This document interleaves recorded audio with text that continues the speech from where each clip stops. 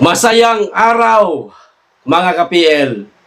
Pag-usapan po natin itong 6 na general at isang kolonel na nasa floating status ngayon. Ang tanong kasi ng ating mga kababayan, bakit inilagay ho sila sa pagiging floating status? Mamaya, pag-usapan po natin ang tungkol dyan. Pero bago po ang lahat, mga kababayan, basahin ko lamang po ito naging post ni Attorney Vic Rodriguez tungkol nga po dito sa 6 na general at isang kolonel na nasa floating status nga ngayon ang kalagayan. Actually ho, mga kababayan, bago pa po ito na i-post ni Attorney Vic Rodriguez, nalaman ko na ho ito. Hindi ko lamang po sila pinangunahan. Hinayaan ko po munang mauna sila. Alam niyo naman na, mahirap po ngayon sa panahong ito, sa administrasyong ito, mga kababayan, na baka pag ikaw nakitaan nila ng kaprasong butas, pwede kang kasuhan, pwede kang ipagurgor.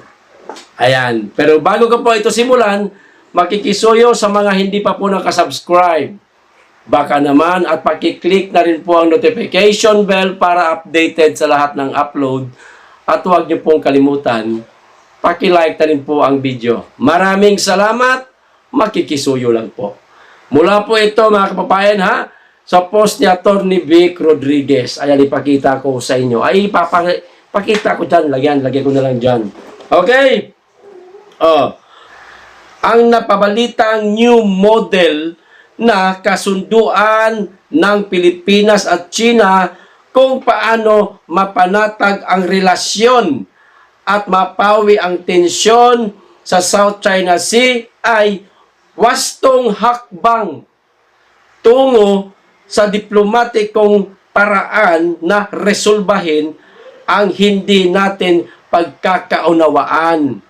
Dito nga sa bansang China, mga kababayan, ito nga yung new model na pinangunahan po ni Vice Admiral Carlos na isa po sa mga nasa floating status ngayon. Napakaganda di umano ng ginawa ni Vice Admiral Carlos, mga kababayan, para nga naman mapawi ang tensyon, pero dahil siguro baka sa pakiramdam nila, napangunahan sila ni Vice Admiral Carlos, lalo na itong si Da Junior, mga kababayan, baka na-bypass. Bakit mo ako pinangunahan? Ha? Ang kulit mo dapat trabaho ko yan. Gumanda tuloy yung, nawala tuloy yung girian dyan sa West Philippines. Ayoko mawala yan. Kasi ginagamit ko yan. Para malito yung ating mga kababayan. Yeah. Haka-haka lang man natin yan, mga kababayan. Maaring totoo yan, maaring hindi. Pero, opinion ko, napakaganda po talaga itong new model. No? Ito, tuloy ang basa. Subalit, ito ay nagdulot ng higit na kalituhan at tensyon. Damay pati ang military career ng isa na namang kilala, respetado at iginagalang na opisyal ng Armed Forces of the Philippines. Hindi lamang isa, dahil 6 general ito at isang kolonel, mga kababayan. At ayon po sa mga nalaman po natin, mga kababayan, dahil nga po dito sa ginawang kasunduan, parang ganun, new model, no, para maiwas ang tension, mawala ang girian dyan sa West Philippine Sea, panandalian pong natigil ang girian dyan sa West Philippine Sea. Kaso, may isang tao dyan na hindi kayang gawin ang nagawa ni Vice Admiral Carlos. Pakiramdam niya siguro, na-bypass siya. Ayun, inilagay sa floating status itong 6 na general at isang kolonel. Tuloy ang basa. Imbis na pahalagahan ng kasalukuyang administrasyon. Kita nyo na, ang ating mga kasundaluhan, sila at ang kanilang pamilya ang unang isinasakripisyo kapag sumablay ang sibilyang otoridad o alyado nito. Nadadamay nga naman. Kahit tuloy ang pasahod sa mga general at nasa floating status tulad nila. Ito na po, babanggitin ko at ilalagay ko kasabay ang mga picture nila dyan, mga kababayan, ha? Urong lang ako ng konti. Una, Alberto Carlos Jr., 3-star general ho yan, mga kababayan. Kita niyo naman po siguro. Pangalawa, Antonio Navarrete, 2-star general. Ayan, Lionel Nicolas, 2-star general din ho siya. Eduardo Cardinosa, 2-star general. Marciliano Theopilo, 1-star general. Juvencio Gonzales, 1-star general, at Ferdinand Marcelino Kernel o Colonel ho, mga kababayan. Tuloy-tuloy pa rin po hanggang sa ngayon ang kanilang sahod. Tinanggalan lang ho sila pansamantala ng kapangyarihan. Inilagay ho sila sa floating status. Na tuloy ang haka-haka ng ating mga kababayan, palibhasa, uso ho ngayon ang haka-haka, mga kababayan, dahil pinauso nga ni Gadon. Baka naman inilagay yan sa floating status para hindi makapag-command sa kanilang mga tauhan. Mga general yan May mga tauhan yan, mga kababayan. O baka naman, eto, haka-haka nga baka naman, hindi ito sumunod sa mga inuutos ni Da Junior.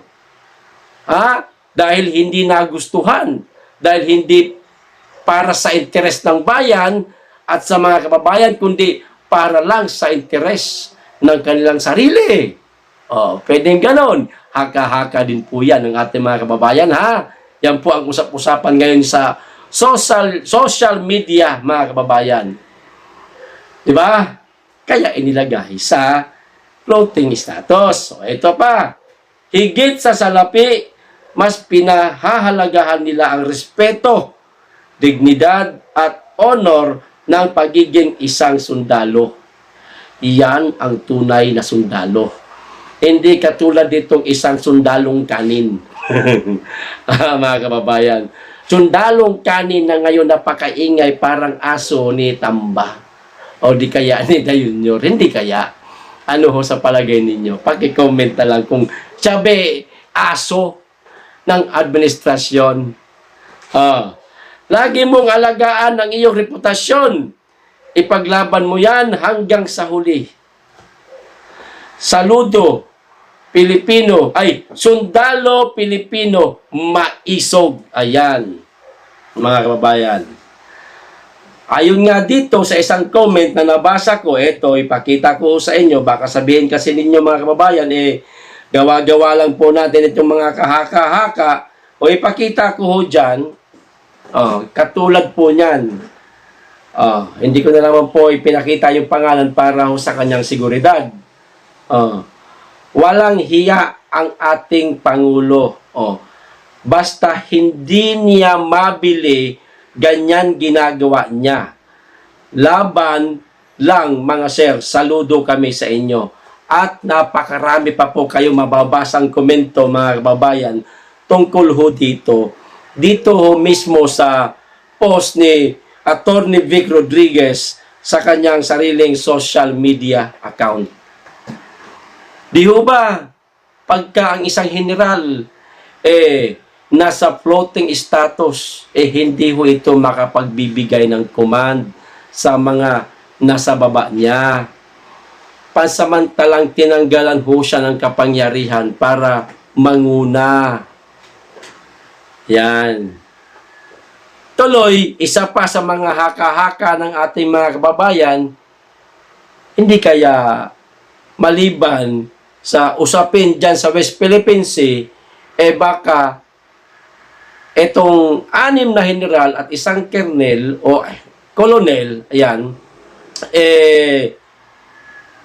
pinaghihinalaan din na sila itong mga mangunguna sa distablat kay Da Junior.